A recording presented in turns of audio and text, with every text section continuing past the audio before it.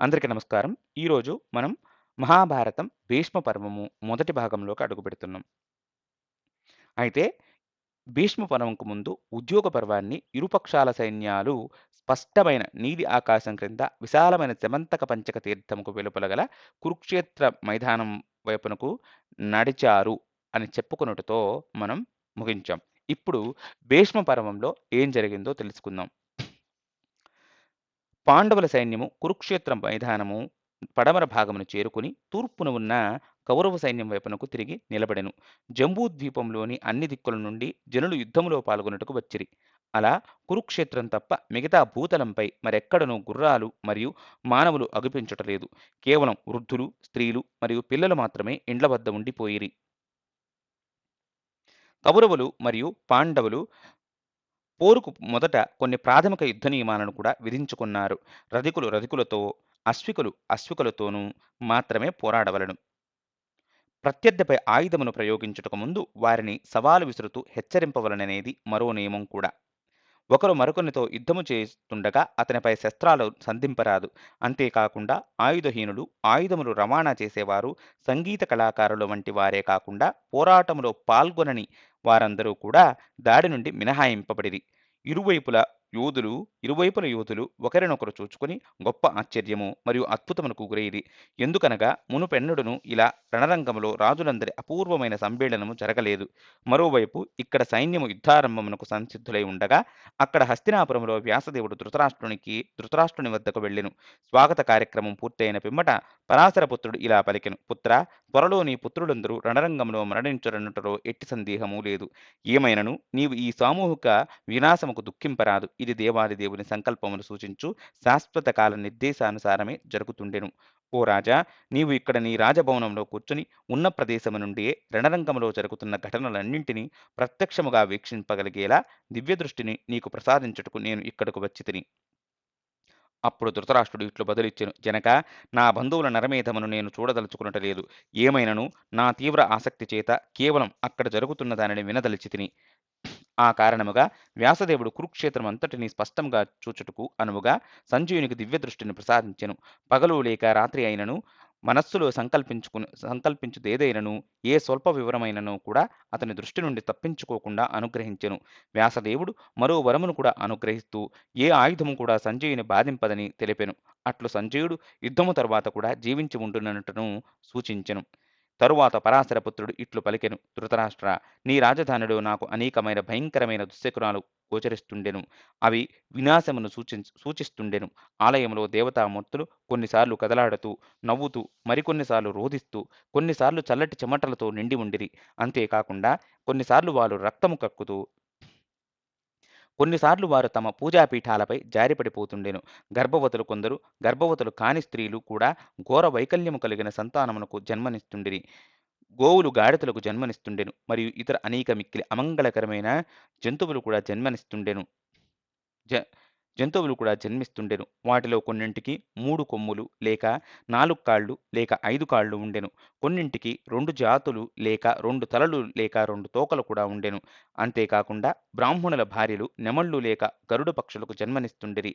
వ్యాసదేవుడు ఇతర అనేక దుశ్శకునాలతో కూడిన ఒక పొడుగాటి జాబితా ఇచ్చెను. గ్రహాలు మరియు నక్షత్రాల అశుభ స్థానాలను కూడా వివరిస్తూ అవి కౌరవుల గొప్ప వినాశమును సూచిస్తుండెనని తెలిపెను. అన్నింటినీ వినిన పిమ్మట ధృతరాష్ట్రుడు ఇట్లు పలికెను: ఓ మహర్షి, జరగబోయే భయంకరమైన వినాశము విధి సంకల్పానుసారమే జరగబోతుండవచ్చును. ఏమైనను రణరంగములో మరణించు రాజన్యులందరూ మరుజన్మలో ఉత్తమలోక ప్రాప్తిని సాధించుదరని నా విశ్వాసము. వ్యాసదేవుడు ఇట్లు బదులిచ్చెను: ధృతరాష్ట్ర, జరగబోయే యుద్ధము నింద్యమైనది మరియు ధర్మానుసారం దానిని నివారింపగల శక్తి నీకు కలదు. నీవు నా ఆదేశానుసారము నీ దుష్టపుత్రుని పాండవులకు ధర్మానుసారముగా చెందవలసిన రాజ్యమును తిరిగి వారికి ఇచ్చేటట్లుగా బలవంతపెట్టుము.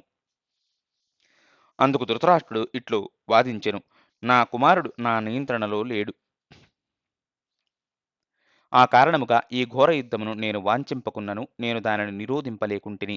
అప్పుడు ధృతరాష్ట్రుడు స్వయంగా రాబోయే విపత్తుకు సంబంధించి దీర్ఘాలోచన చేసుకునేలా వ్యాసుదేవుడు అక్కడి నుండి నిష్క్రమించెను.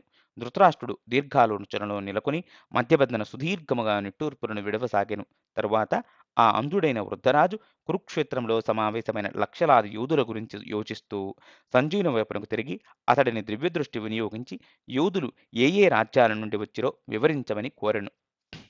సంజయుడు ఇట్లు పలికెను: ఓ రాజా, జంబూద్వీపం వృత్తాకారంలో కలదు. అది లవణ మహాసముద్రముతో చుట్టుముట్టబడి ఉండెను. జంబూద్వీపంలోని ఒక భాగం కుందేలు ఆకారంలో, మరో భాగం అశ్వత్థ వృక్షం వలె కలదు. ఒకరు తన ముఖమును అద్దములో చూచుకున్నట్లుగా జంబూద్వీపం చంద్రుడిలో ప్రతిబింబించుటను చూడవచ్చును. జంబూద్వీపంలో 9 వర్షలు కలవు. అవన్నీ కూడా విల్లు ఆకారంలో కలవు. ధృతరాష్ట్రుడు ఇట్లు అభ్యర్థించెను: సంజయ, దయచేసి నాకు భరతవర్షం గురించి వివరించము. సంజయుడు ఇట్లు బదులిచ్చెను: భరతవర్షంలోని సహజ వనరులను వాటి సహజ శక్తులను అనుసరించి సరి అయిన విధముగా అభివృద్ధి చేసినచో ప్రపంచమంతయు కామధేనువుల వలె మారును. దాని నుండి ధర్మ, అర్థ, కామ మరియు మోక్షాలను సులభముగా పిండుకోవచ్చును. కానీ ఈ అద్భుతమైన భూభాగమును దురాశతో పొందదలిచిన నీ కుమారులు ఇప్పుడు పాండురాజు యొక్క పుణ్యాత్ములైన పుత్రులతో విరోధములో నెలకొనిరి. ఆ తరువాత సంజయుడు 4 యుగాలలో మానవ జీవిత పరిమాణము గురించి వివరించెను.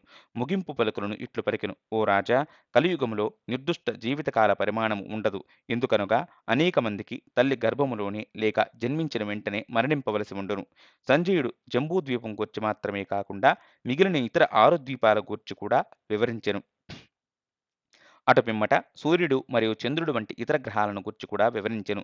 సంజయుడు ముగింపుగా ధృతరాష్ట్రునికి ఒక విషయమును స్పష్టము చేస్తూ తన దివ్య దృష్టి కారణముగా తాను అన్ని గ్రహగతులను చూడగలిగినను సామాన్య మానవులు కూడా ఈ వివరాలన్నింటినీ వైదిక శాస్త్ర గ్రంథాల నుండి తెలుసుకోగలరని తెలిపెను.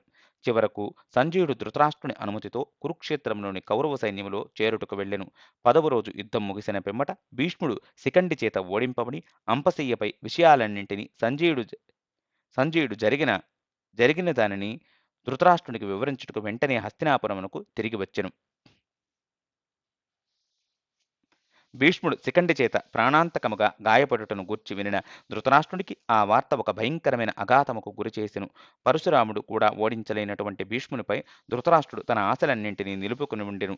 నిజమునకు అట్టి భయంకర అఘాతమునకు గురి అయిన ధృతరాష్ట్రుడు పదే పదే ఇట్లు ప్రశ్నించెను: సంజయ, అజేయుడైన భీష్ముని శిఖండి ఎలా పడగొట్టెను?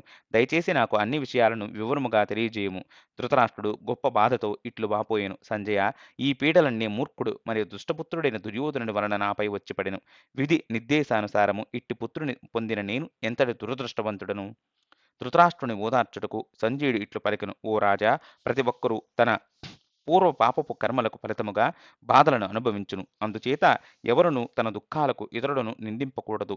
నీవు నీ పుత్రుల కొరకు దుఃఖింపరాదు. ఎందుకనగా దుర్మార్గుల వినాశము ఇదివరకే నిర్ణయింపబడి ఉండెను. వ్యాసదేవుని కృపతో నేను భూత భవిష్యత్తుల జ్ఞానమును కలిగి ఉంటిని. ఇంకను నేను ప్రతి ఒక్కరి హృదయంలో దానిని చూడగలను. నేను దివ్య దృష్టితో పాటు దూర ప్రాంతాలలో జరుగుతున్న దానిని కూడా వినగలను.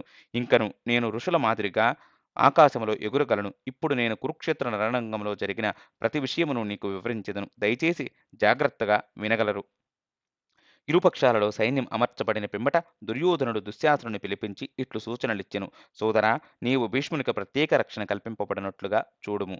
ఎందుకనగా పాండవులపై విజయం సాధించుటకు మన ఆశలన్నీ ప్రధానముగా అతనిపైననే ఉండెను. భీష్ముడు శిఖండితో యుద్ధము చేయ వాంఛింపనందున అతనికి హాని కలుగవచ్చును. కనుక పాంచాల రాకుమారిని సంహరించుటకు గట్టి ఏర్పాట్లకు ప్రయత్నింపవలను. కనుక పాంచాల రాకుమారుని సంహరించుటకు గట్టి ఏర్పాట్లకు ప్రయత్నింపవలను. ఇరుపక్షాల సైన్యము భయంకరమైన మకరములతో కూడిన సముద్రముకు వలె అగుపించెను.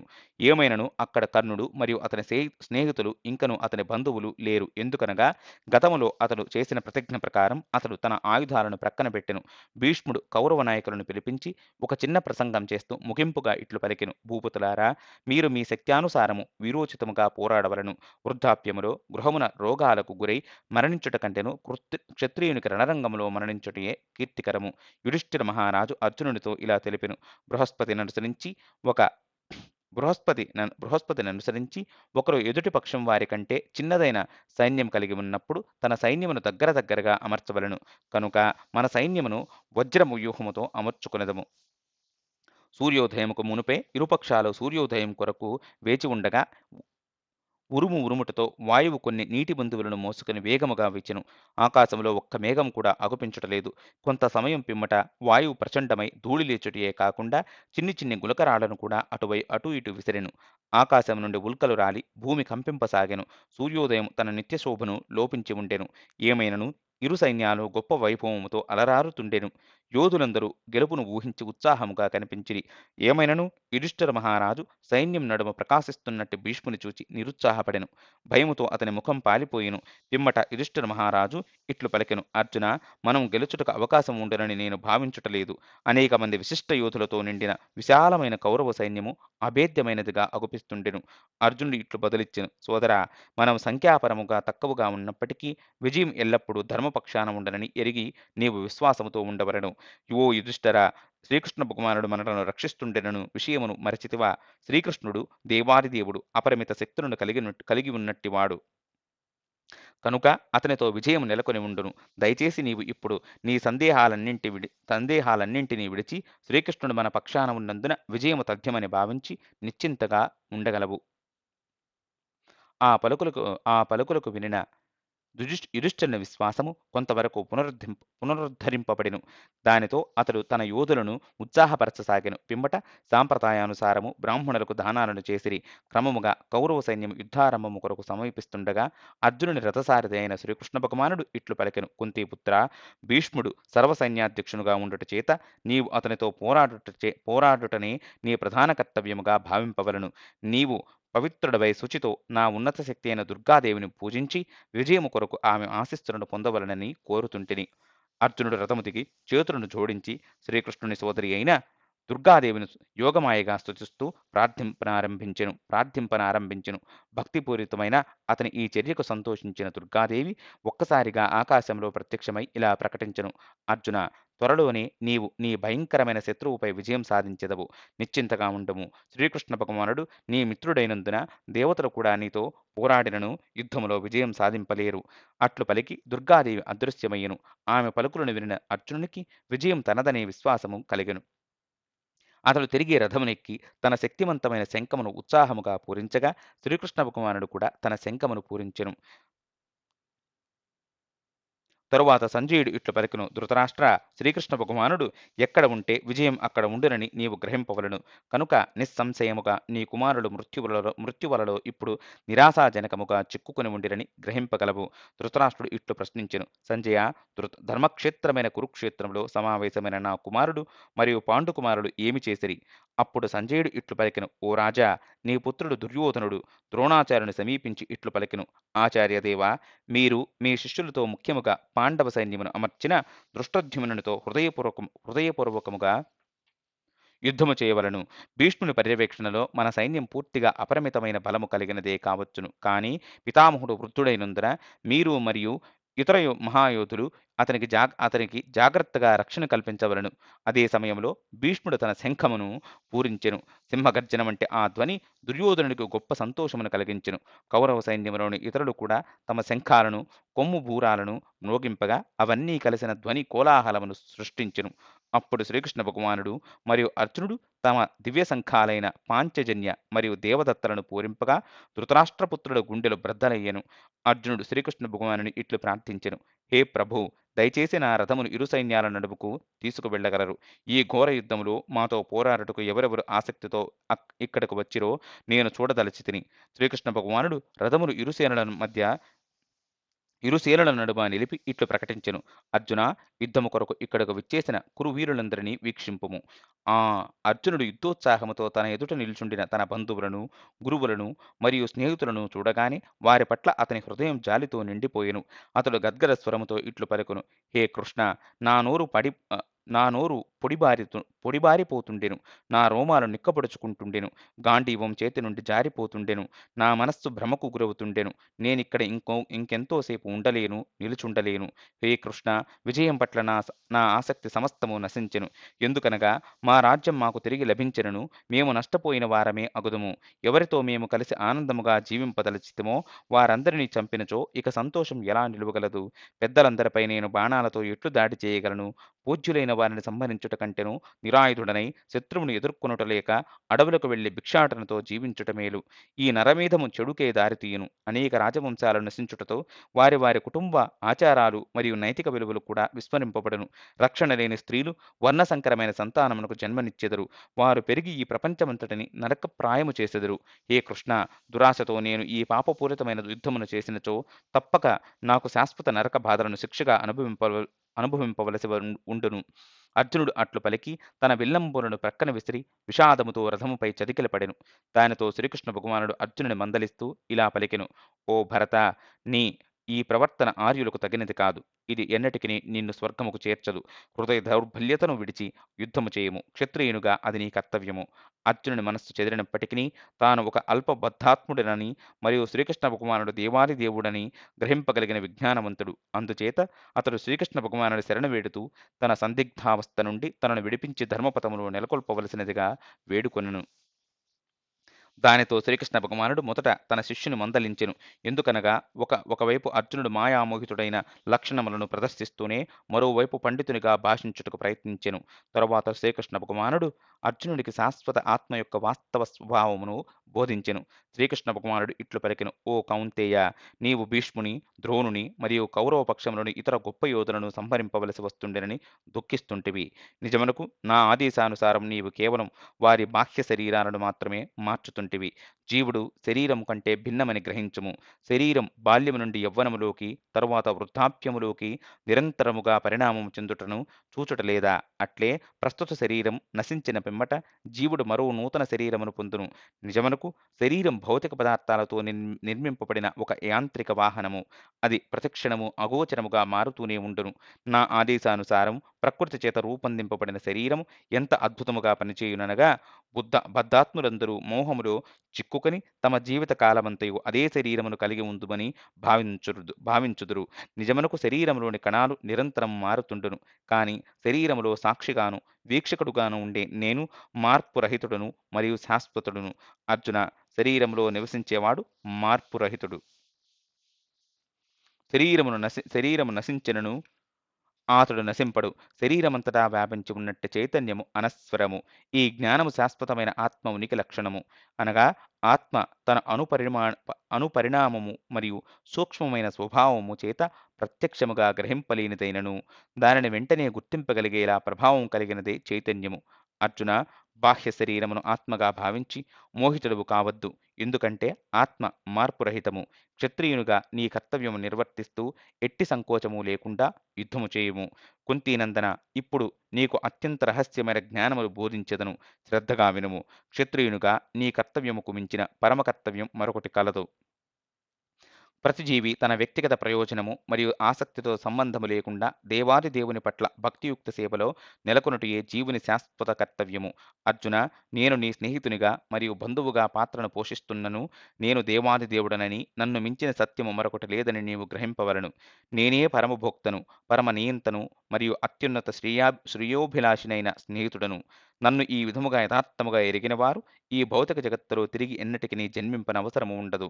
ఓ భరత, ఈ విశ్వములో నీవు చూచునదంతయు నా పరమ మరియు నిమ్న శక్తుల వ్యక్తీకరణలే.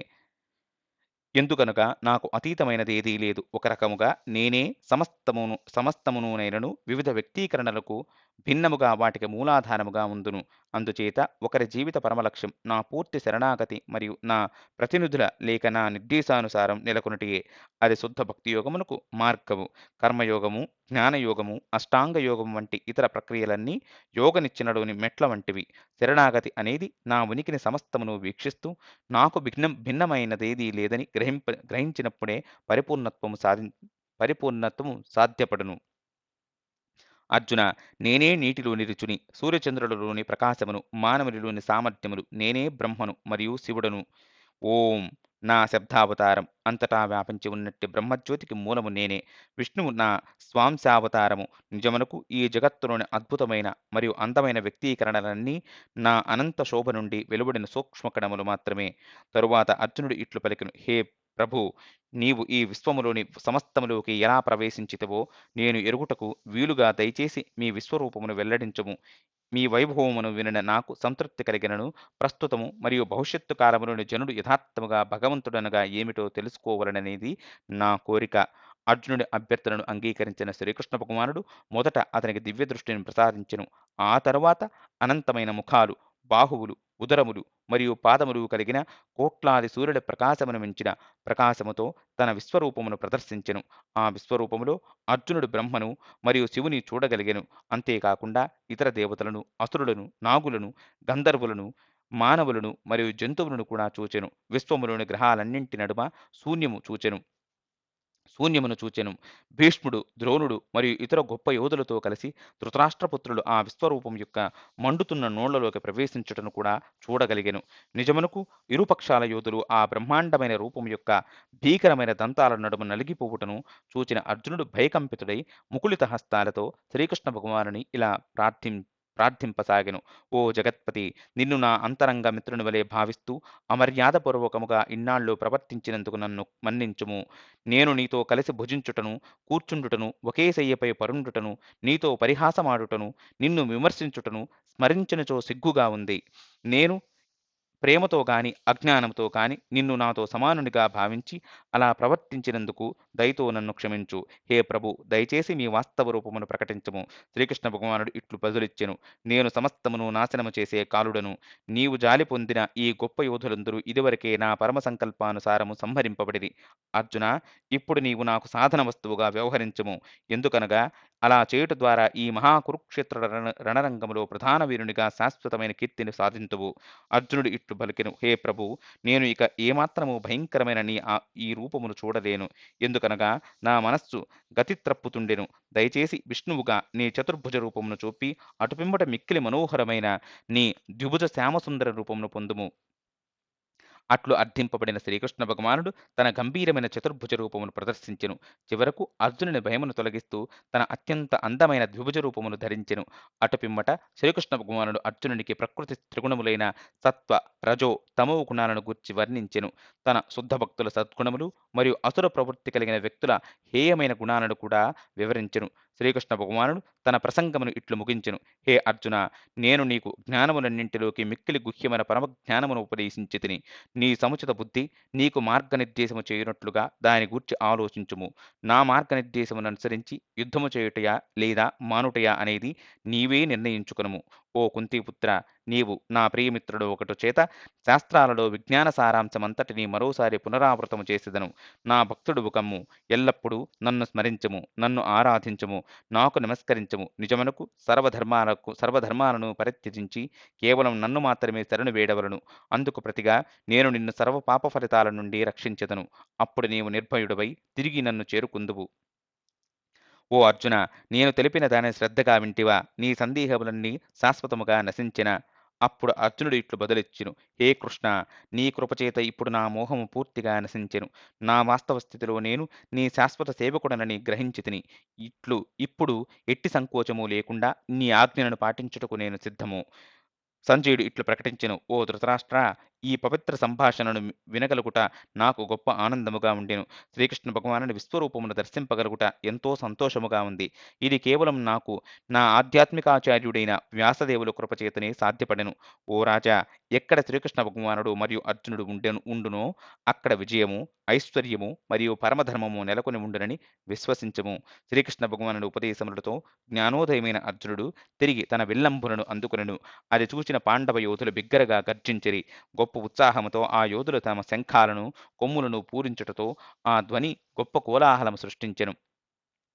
దేవతలు, ఋషులు, గంధర్వులు మరియు రాక్షసులు ఈ చారిత్రాత్మక యుద్ధమును వీక్షించుటకు ఆకాశములో ప్రత్యక్షమయ్యిరి.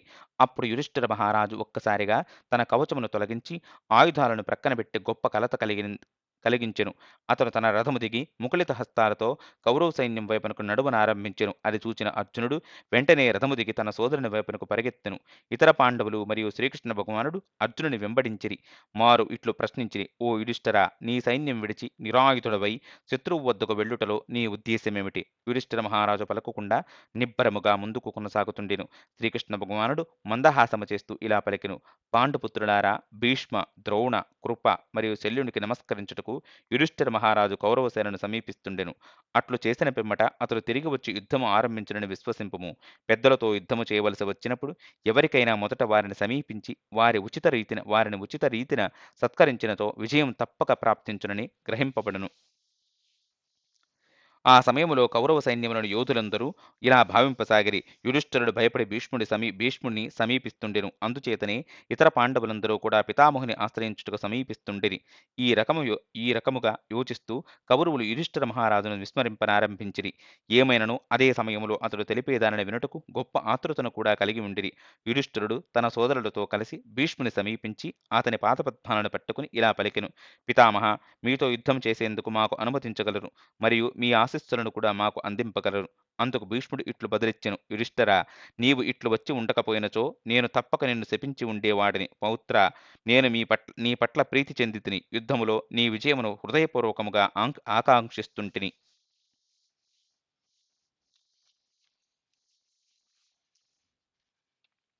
అంతేకాకుండా ఇప్పుడు నేను నీకు ఒక వరమును ప్రసాదింపదలచితిని.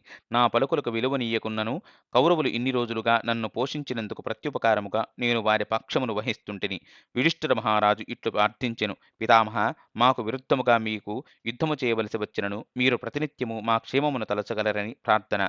అంతేకాకుండా ఈ సంగ్రాహములో మిమ్ము సంహరించుటకు గల మార్గాలను కూడా నాకు దయచేసి తెలుపగలరు. భీష్ముడు ఇట్లు బదులిచ్చెను. యుధిష్ఠిరా, నన్ను యుద్ధములో జయింపగల వీరులెవ్వరునూ నాకు గోచరించుటలేదు. నా మరణ సమయం కూడా ఇంకనూ ఆసన్నము కాలేదు. యుధిష్ఠిర మహారాజు ఈ పలుకులను అంగీకరిస్తూ భీష్మునికి మరోసారి తలవంచి నమస్కరించిని. తరువాత తన సోదరులతో కూడి విస్తారమైన కౌరవ సైన్యము నడుమ నుండి దారి చేసుకుని ద్రోణాచార్యుని వైపునకు వెళ్ళెను. కౌరవ యోధులందరూ ఆశ్చర్యముతో నిశ్చేష్టులై చూస్తుండగానే యుధిష్ఠిర మహారాజు ద్రోణునికి నమస్కరించి అతని చుట్టూ ప్రదక్షిణ చేసిరి. తరువాత అతడు ఇట్లు పలికెను. ఆచార్య, దయచేసి మీతో యుద్ధము చేసేందుకు అనుమతింపగలరు. అట్లే నా శత్రువులను జయించుట ఎట్లో దయచేసి వివరింపగలరు. అప్పుడు ద్రోణాచార్యుడు ఇట్లు బదులిచ్చెను. ఓ యుధిష్ఠిరా, యుద్ధమునకు ముందు నీవు నన్ను సమీపించి ఉండకపోయినచో నేను తప్పక నిన్ను శపించి ఉండేవాడిని. కాని ఇప్పుడు నేను నీ పట్ల మిక్కిలి ప్రీతి చెందితిని కనుక నీవు నా నుండి ఒక వరమును కోరుకోవచ్చును. ఓ రాజా, నేను కౌరవుల నుండి సంపదలను పొంది ఉన్నందున ప్రత్యుపకారముగా వారి పక్షం వహింపవలసి వస్తుండెనని దయచేసి గ్రహింపగలవు. తరువాత యుధిష్ఠిర మహారాజు ఇట్లు ప్రార్థించెను. ఓ ఆచార్యదేవ, దయచేసి ఈ మహాసంగ్రామములో మీరు ఎట్లు సంహరింపబడెదరో తెలుపగలరు. ద్రోణాచార్యుడు ఇట్లు బదులిచ్చెను. ఈ భయంకర యుద్ధమును నేను కొనసాగిస్తున్నంత కాలము ఎవరూ నన్ను జయింపలేరు. కాని నేను ఆయుధాలను ప్రక్కన పెట్టి ధ్యాన నిమగ్నుడైనప్పుడు మాత్రమే ఓడింపబడదును. ఒక విశ్వసనీయమైన వ్యక్తి నుండి అప్రియమైన పలుకులను వినినప్పుడు మాత్రమే అట్లు సాధ్యపడవచ్చును. ఆ పలుకులను వినిన యుధిష్ఠిర మహారాజు మరొకసారి ద్రోణాచార్యునికి తిరిగి తన ప్రణామాలను సమర్పించి కృపాచార్యుని సమీపించెను. అతనికి నమస్కరించి ప్రదక్షిణ చేసి యుద్ధము చేసేందుకు అనుమతిని కోరెను. కృపాచార్యుడు ఇట్లు బదులిచ్చెను. యుధిష్ఠిరా, నీవు నన్ను ఈ విధముగా మొదట పూజింపకుండా యుద్ధము ఆరంభించి ఉండినచో నీవు ఘోర పరాజయము పొందవలనని శపించి ఉండేవాడిని. కాని ఇప్పుడు నేను నీ పట్ల ప్రీతి చెందితిని, నీ విజయమును ఆకాంక్షిస్తుంటిని. నేను నీకు ఒక వరమును కూడా అనుగ్రహించెదను. కాని అది నన్ను మీ పక్షాన చేరమని అడుగుట కారాదు. ఎందుకనగా కౌరవుల పక్షాన యుద్ధము చేసి ప్రత్యుపకారం చేయవలసిన బాధ్యత నాపై కలదు. యుధిష్ఠిర మహారాజు భావోద్వేగము గద్గద స్వరముతో కొన్ని పలుకులను పలికి కృపాచార్యుని ఎదుట మౌనముగా నిల్చుండెను. ఏమైనను ఆ బ్రాహ్మణ యోధుడు యుధిష్ఠిరుని మనస్సులోని ఉద్దేశమును ఎరిగిన వాడై ఇట్లు పలికెను. యుధిష్ఠిరా, నేను యుద్ధములో చంపబడలేను. కాని ప్రతిరోజు ఉదయం మేలుకొనగానే నీ విజయం కొరకు ప్రార్థించెదను. యుధిష్ఠిర మహారాజు తిరిగి మరొకసారి ప్రణామమాచరించి పిమ్మట శల్యుని వద్దకు వెళ్ళెను. అతనికి నమస్కరించి యుద్ధము చేసేందుకు అనుమతిని కోరగా శల్యుడు కూడా యుధిష్ఠిరుడు తన వద్దకు రాని పక్షములో శపించి ఉండేవాడని పలికెను. శల్యుడు కూడా దుర్యోధనునికి హామీ ఇచ్చి ఉంటినని పలికి యుధిష్ఠిరుని వరము కోరుకోవనెను. పాండవరాజు శల్యుడిని ఎల్లప్పుడూ తమ సంక్షేమం కొరకు యోచించవలనని ప్రార్థించెను. అంతేకాకుండా కర్ణుని పరిచెదనని శల్యుడు చేసిన వాగ్దానం గుర్తు చేసెను. అందుకు బదులుగా యుధిష్ఠిరుడు విజయం సాధించుటలో అతనికి తోడ్పడుదునని శల్యుడు తిరిగి హామీ ఇచ్చెను. అటు పిమ్మట పాండవులు తిరిగి తమ సైన్యముతో చేరడి. ఆ సమయంలో శ్రీకృష్ణ భగవానుడు కర్ణుని సమీపించి ఇలా పలికెను. సూర్యపుత్ర, భీష్ముని పట్ల ద్వేషముతో తాత్కాలికముగా ఆయుధాలను ప్రక్కన పెట్టిన నీవు ఇప్పుడు ఎందుకు పాండవుల పక్షమును యుద్ధము చేయకూడదు? భీష్ముని మరణానంతము దుర్యోధనుడికి చేసిన వాగ్దానం ప్రకారం తిరిగి కౌరవ పక్షం చేరవచ్చు కదా. కర్ణుడు ఇట్లు బదిలిచ్చెను. కృష్ణ, దుర్యోధనుడికి అనంగీకారమైన దేనిని నేను ఎన్నటికీ చేయను.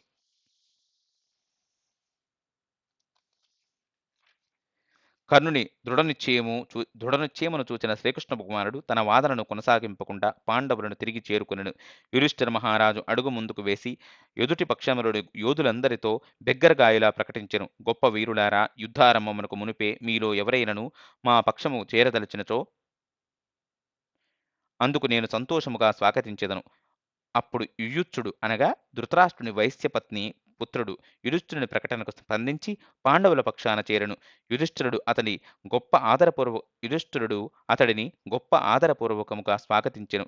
యుధిష్ఠిరుడు పెద్దల పట్ల ప్రదర్శించిన ఆదర్శప్రాయమైన ప్రవర్తనను రాజన్యులందరూ హర్షధ్వానాలతో అభినందింపగా యుధిష్ఠిరుడు తన బంగారు కవచమును ధరించెను.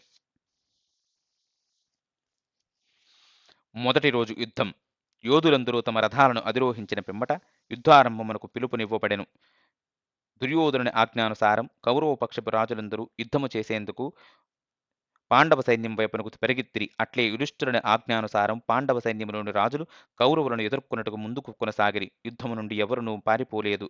సైనికుల అరుపులు, వెంటినారి ధ్వనులు, సైనికుల పదధ్వనులు, గుర్రాల భీకరధ్వనులు, ఆయుధముల రాపిడి ధ్వనులు, ఏనుగుల గందరగోళము, రథచక్రాల ధ్వనులన్నీ కలిసి పెద్ద కోలాహలముగా ఉండెను. ఆ ధ్వని రోమాలు నిక్కపొడుచుకునేలా చేసెను. ఏమైనను భీముని గర్జన వీటన్నింటికి అతీతముగా అందరికీ వినపడెను.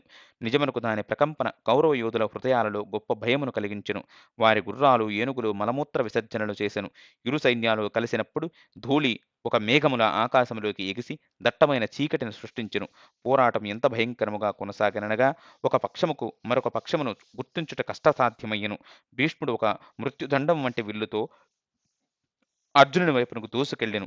అర్జునుడు తన గాంధీవముతో భీష్ముని ఎదుర్కొనుటకు అతని వైపునకు పరిగెత్తెను. అర్జునుడికి అసంఖ్యాకముగా బాణాలను గుప్పించి కూడా భీష్ముడు అతడిని చెలింపలేకపోయెను. అట్లే కుంతీపుత్రుడు కూడా శాంతనపుత్రుని చెలింపలేకపోయెను. సాత్యకి కృతవర్మను బాణాలతో ముంచెత్తగా కృతవర్మ ఎదురు దాడి చేస్తూ అనేక బాణాలు ప్రయోగింపగా సాత్యకి ఆ బాణాలు శరీరములో గుచ్చుకొనుటతో ఒక ముళ్లపందిలాగా అగుపించసాగెను. బలమైన విల్లుకాడైన అభిమన్యుడు కౌశల రాజైన బృహద్బలునితో పోరాడెను. బృహద్బలుడు సుభద్రపుత్రుని రథధ్వజమును త్రుంచి అతని సారథిని సంహరింపగలిగెను. ఆగ్రహించిన అభిమన్యుడు 9 బాణాలను బృహద్బలునిపై ప్రయోగించి ప్రతీకారము తీర్చుకొనెను. తరువాత మరో 2 బాణాలతో బృహద్బలుని పతాకమును పడగొట్టి అతని సారథిని వధించెను. భీముడు మరియు దుర్యోధనుని నడుమ భీకర పోరుతో వారిరువురు వందలాది బాణాలతో కప్పబడిరి. నకులునితో తలపడిన దుశ్శాసనుడు అనేకమైన బాణాలతో ప్రత్యర్థిపై దాడి చేసెను. నకులుడు నవ్వుతూ దుశ్శాసనుని రథధ్వజమును పడగొట్టి అతని విల్లును విరిచి 20 బాణాలను అతనిపై ప్రయోగించెను. ప్రతీకారముగా దుశ్శాసనుడు ఆగ్రహముతో నకులుని గుర్రాలను వధించి అతని పతాకమును పడగొట్టెను. దుర్ముఖుడు సహదేవుని ఎదుర్కొని అతని బాణాలతో ముంచెత్తెను. సహదేవుడు దుర్ముఖుని సారథిని వధించి వందలాది బాణాలను ప్రత్యర్థిపై విసిరెను.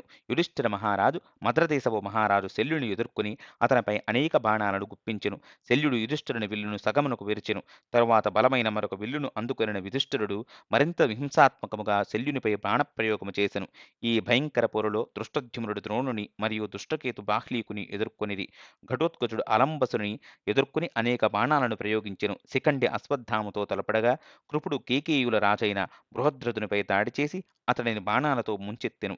తరువాత ఈ ఇరువురు యోధులు ఒకరి గుర్రాలను మరొకరు వధించి ఒకరి విల్లును మరొకరు విరిచి ప్రత్యర్థుల రథమును ముక్కలు చేసిరి.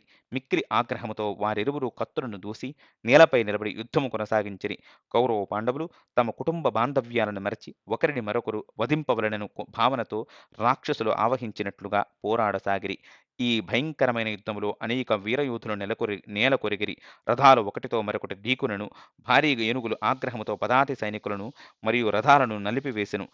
మదముతో క్రోధముతో ఉన్నట్టి ఆ భారీ ఏనుగులను నిలువరింపగలిగే వారు లేకపోవటతో అవి శత్రు సైన్యాలను చిందరవందర చేసి చివరకు వేల బాణాలతో కొట్టబడి నేల కొరిగెను. ఏనుగులు తొండములతో ఒకదానికొకటి ఎదుర్కొనెను. వాటిని రక్షించే పదాతి సైనికులు విల్లులు, గొడ్డళ్ళు, గదలు మరియు కత్తులను కలిగి ఉండిరి. అవన్నీ మానవ రక్తముతో తడిసి ఉండెను. ఈ భయానక ఆయుధాలను శత్రువుపై ప్రయోగింపగా ఇతర యోధులు రోదనధ్వనులను వినిరి. కొందరి తలలు తెగిపడగా మరికొందరు కాళ్ళు చేతులను కోల్పోయిరి. కొందరు బల్లెపు దాడులతో ప్రాణాలను విడిచిరి. మరికొందరు కత్తులకు బలి అయిరి. కొందరిని ఏనుగులు తొండముతో పైకి లేపి దూరముగా విసిరివేసెను. కొందరు అశ్వికుల క్రోధముతో ఇతర అశ్వికుల పైకి దూసుకెళ్లి పొడుగాటి ఆయుధాలను వారిపైకి విసిరిరి. మరికొందరు బాణప్రయోగముతో శత్రువుల అంగాలను ఛేదించిరి. కొంతమంది వీరులైనట్టి అశ్వికులు కత్తులను ధరించి పైకి గాలిలోకి ఎగిరి రథయోధుల తలలను నరికిరి. కొంతమంది అశ్వికులను ఏనుగులు తమ కాళ్లతో నలిపివేసెను. ఒక సైనికుని శరీరమును చీల్చి మరొక సైనికుని దేహముతో గుచ్చుకుంటుండెను. నిజమునకు ఆకాశమంతయు అస్త్రాలతో నిండిపోయెను. గాయపడిన వారి బాధాకరమైన అరుపులు మరియు వీర సైనికుల గర్జనలు కలిసి చెవుడు వచ్చేంతగా భీకరమైన ధ్వనిని కలిగించెను. ఆగ్రహించిన ఏనుగులు రథాలను విరిచి వాటిని తమ తొండముతో పైకి లేపి నేలకేసి బలముగా బాధసాగెను. అన్ని వైపుల నుండి రక్షింపబడుతున్నప్పటికీ ఆ ఏనుగుల శరీరాలపై వేలాది బాణాలు గుచ్చుకోబడి ఉండెను. అవి కత్తులతో నరకబడి గొడ్డళ్ల వంటి ఇతర ఆయుధాలతో చిన్నాభిన్నం చేయబడెను. కొంతమంది యోధుల కవచాలు ఊడిపోవుటతో వారి వీపులు కత్తులతో దిగబడినప్పటికీ వారు పోరాడుతూనే ఉండిరి. అతి త్వరలోనే రణరంగమంతటా తెగిన తలలు, కాళ్ళు మరియు చేతులతో కూడిన సాగరముగా మారెను. కొంతమంది యోధులను మదమెక్కిన ఏనుగులు నలిపివేసెను. మరికొంతమంది అవయవాలు కత్తులతోనూ గొడ్డళ్లతోనూ నరకబడి ఉండెను. కొంతమంది తలలు గదల వంటి ఆయుధాలకు బలయ్యెను. ఇతరులు వేలాది సైనికుల కాళ్ల నడుమ పడి నలిగిపోయిరి. యుద్ధభూమిలో చిన్నాభిన్నమైన యోధులు వారి బంధువులను పేర్లతో పిలువసాగిరి. బలహీనులై దాహముతో ఉన్నట్టి వారు నీటి కొరకు పిలువసాగిరి. తీవ్రముగా గాయపడిన ఇతర యోధులు మౌనముగా మరణము కొరకు వేచి ఉండిరి. కొంత ప్రొద్దెక్కిన పిమ్మట కృతవర్మ, కృపుడు, శల్యుడు మరియు దుర్ముఖుల సహాయముతో భీష్ముడు పాండవుల సైన్యములోకి చొచ్చుకు వెళ్ళగలిగెను. నిజమునకు పితామహుడు శత్రు సైనికుల నడుము తాండవము చేస్తున్నట్లుగా అగుపించెను. అతడు తన దారిన ఒక వినాశము సృష్టించెను.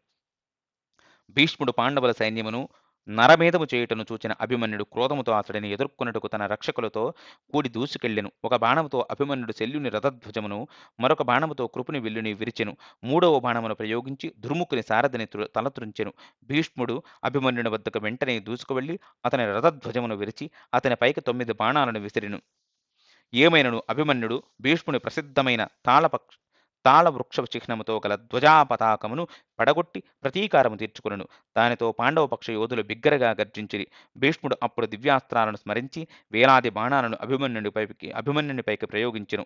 అనేక మంది రధికుల సుభద్రపుత్రునికి సహాయము రాగా వారందరిపై భీష్ముడు బాణప్రయోగము చేసెను. అలా చేస్తూనే భీముని సింహధ్వజమును పడగొట్టెను. విరాటుని పుత్రుడైన ఉత్తరుడు శల్యునిపైకి దూసుకు వెళ్ళెను. విరాటుడు ఒక విశాలమైన భారీ గజంపై అధిరోహించి ఉండెను. శల్యుడు మదమెక్కిన ఆ గజమును నివారించుటకు ప్రయత్నించిన అది అతని అశ్వాలను కాళ్లతో త్రొక్కి నలిపివేసెను. తన రథములోనే నిలిచి శల్యుడు ఒక భయంకరమైన ఈటెను విసిరెను. అది విరాటుని కవచమును ఛేదించి వక్షస్థలమును చీల్చగా విరాటుడు గజముపై నుండి కిందపడి మరణించెను. శల్యుడు తన నిరుపయోగమైన రథము నుండి క్రిందకు దూకి తన కత్తితో ఆ గజము యొక్క తొండమును నరికివేసెను. అది భీకరమైన అరుపుతో నేలకొరికి మరణించెను. శల్యుడు కృతవర్మ రథమును అధిరోహించెను. ఉత్తరుని సోదరుడు శ్వేతుడు ఆగ్రహముతో ఇతర గొప్ప రధిక యోధులతో కూడి ఉన్మాదిగా శల్యుని వైపునకు దూసుకువెళ్ళెను. శల్యుని రక్షించుట కొరకై 7 ప్రముఖ కౌరవ యోధులు వెంటనే వచ్చిరి.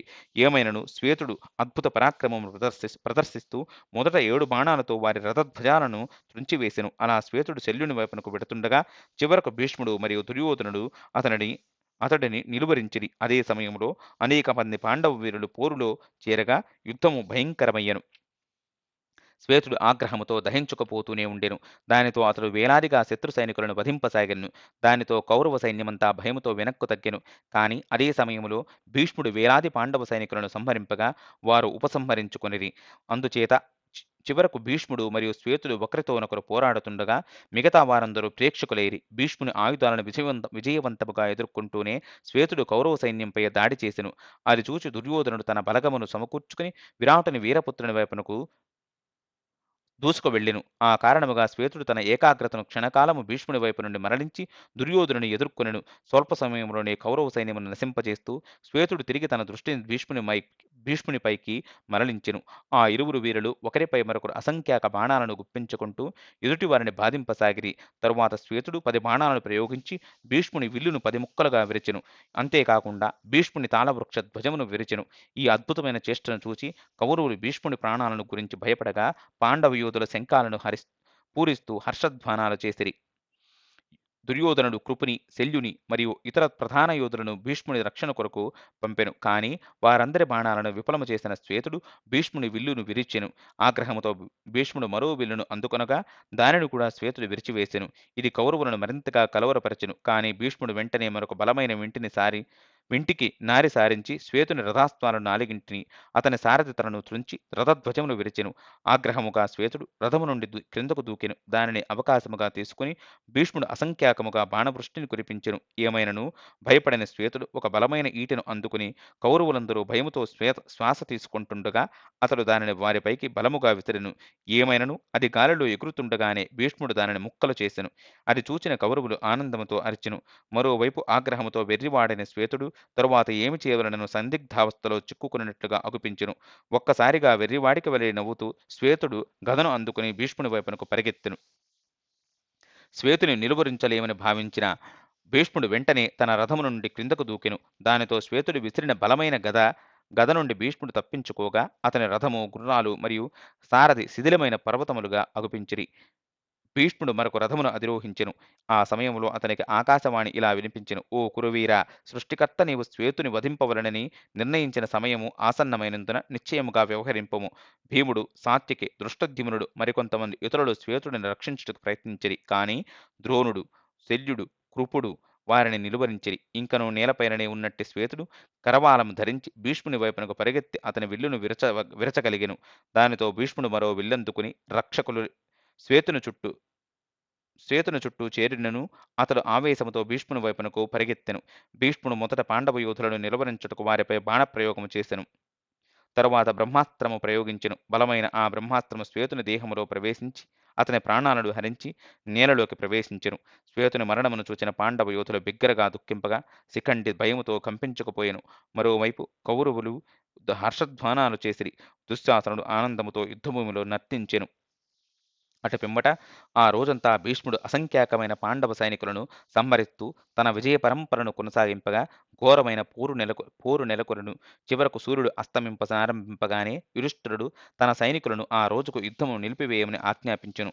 భీష్ముడు ప్రదర్శించిన పరాక్రమముకు దుర్యోధనుడు ఎంతగానో సంతోషించెను. కాని పాండవుల శిబిరములో విచారము నెలకొనెను. వేదనతో నిండిన పాండవులు శ్రీకృష్ణ భగవానుని సమీపించిరి. భీష్ముని చేతిలో తమ ఓటమి తప్పదనే భయమును యుధిష్ఠిర మహారాజు వ్యక్తము చేయనారంభించెను.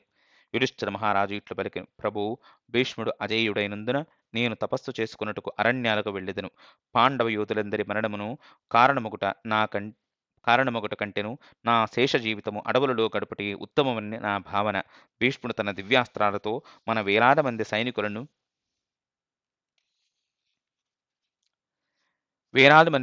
సైనికులను సంహరిస్తుండెను. అర్జునుడు మాత్రమే దానిని ధీటుగా ఎదుర్కోగలడు. కాని అతడు ఇప్పుడు యుద్ధభూమిలో యుద్ధముకు అవసరమైన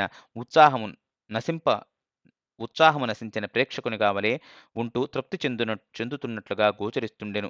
శ్రీకృష్ణ భగవానుడు ఇట్లు బదులిచ్చెను: యుధిష్ఠిరా, విచారింపకము. శిఖండి చేతిలో భీష్ముని సంహారము పూర్వనిశ్చితమని నేను నీకు హామీ ఇవ్వగలను. దయచేసి నా పలుకులను విశ్వసించి ఇట్టి వేదనను విడిచిపెట్టుము. ఇంతటితో మొదటి రోజు యుద్ధము భీష్మపరంలో ముగిసింది. అయితే రెండవ రోజు ఏం జరిగిందో మహాభారతం భీష్మపర్వం రెండో భాగంలో చెప్పుకుందాం. మీకు మహాభారతం నచ్చినట్లయితే మన నవర్షి స్టోరీ కార్నర్ని సబ్స్క్రైబ్ చేసుకోండి. 10 మందికి షేర్ చేయండి.